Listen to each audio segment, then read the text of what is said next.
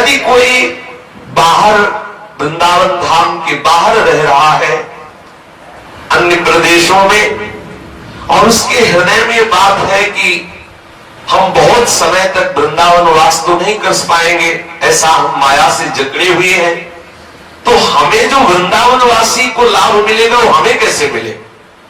क्योंकि हमारा फिर तो जीवन व्यस्त हो जाएगा, हमें अखंड वृंदावन वास तो मिलने वाला नहीं, क्योंकि हम इतने मोह में फंसे हुए हैं, इतना हम संसार में सत्यत्व बुद्धि किए हुए हैं, घर परिवार में इतना महत्व बुद्धि किए हुए हैं कि हम वैराग्य करके वृंदावन धाम में अखंड वास करें, इतनी तो हमें सामर्थ्य दिख नहीं रही। तो हम क्या करें?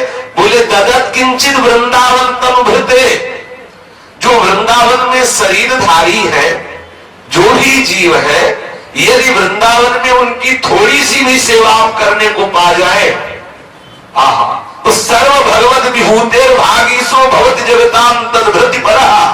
कितनी अद्भुत बात है श्रीपाद प्रबोधानंद की। ये वृंदावन के जो पक्षी हैं, वृंदावन की ये जो गाय पशु आदि, ये जो वृंदावन के बंदर आदि, यहाँ के जो ब्रजवासी जन, यहाँ जो वास करने वाले संत महात्मा, जो भी गृहस्थी जन जो भी है, यदि कहीं यहाँ किसी की भी आपके द्वारा धन अन्न वस्त्र वास आदि की सेवा बन जाए आपसे, तो श्रीपाद प्रबोधानंद जी कह रहे हैं कि वो भगवान की समस्त विभूतियों को तृप्त करने वाला बन जाता है।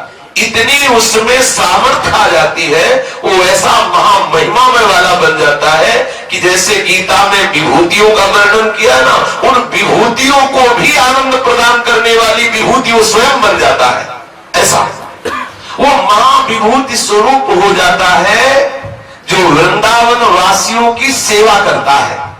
यद्यपि वो वृंदावन वास नहीं कर पा रहा, अखंड वृंदावन वास नहीं कर पा रहा, पर वृंदावन के पक्षियों को, वृंदावन के पशुओं को, वृंदावन के बंदरों को, वृंदावन के जो ब्रजवासी जन है, जो गृहस्थी जन आके रहे, मानो ऐसे गृहस्थी जन है कि भगवत चर्चा सुनकर भगवत प्रेम के लिए लालायित होकर श्री धाम वृंदावन वास कर रहे हैं, उनके पास सम्यक व्यवस्थाएं नहीं है। आपको भगवान ने यदि धन दिया है और आप ये लाभ लेना चाहते हैं वृंदावन वास का, तो चाहे वो गृहस्थ हो चाहे विरक्त, इस भूमि में वास करने वाले के लिए ये मर्यादा नहीं कि विरक्त की ही सेवा करनी चाहिए। यहाँ वनवासी है सब, कोई भी हो, स्त्री हो, पुरुष हो, गृहस्थ हो, विरक्त हो, वो सब वनवासी है। इस वन में वास करने वाले हर वनवासी की सेवा का फल एक ही होगा, चाहे वो गृहस्थी की सेवा करे, चाहे वो बंदर की सेवा करे, चाहे वो विरक्ति की सेवा करे, चाहे गाय की सेवा करे, चाहे किसी की भी, वो वृंदावन वासी है। इस बात की बात यहाँ है। कोई भी हो, अगर उसको आवश्यकता है और आपको भगवान ने दिया है धन आदि, अन्न आदि, वस्त्र आदि, ऐसी सामर्थ्य दी है और आप परम लाभ प्राप्त करना चाहते हैं, तो मोह और लोभ का त्याग करके वृंदावन वासियों के वास की व्यवस्था, भोजन की व्यवस्था, वस्त्र की व्यवस्था, उनको प्यार दो, उनके प्रति अपनापन करो, उनकी सेवा करो, तो जितनी भी विभूतियां भगवान की है वो सब आपसे तृप्त हो जाएंगी और आप महाविभूति स्वरूप हो जाएंगे। महाविभूति स्वरूप अर्थात बिना वृंदावन वास किए भी वृंदावन वास का फल आपको प्राप्त हो जाएगा।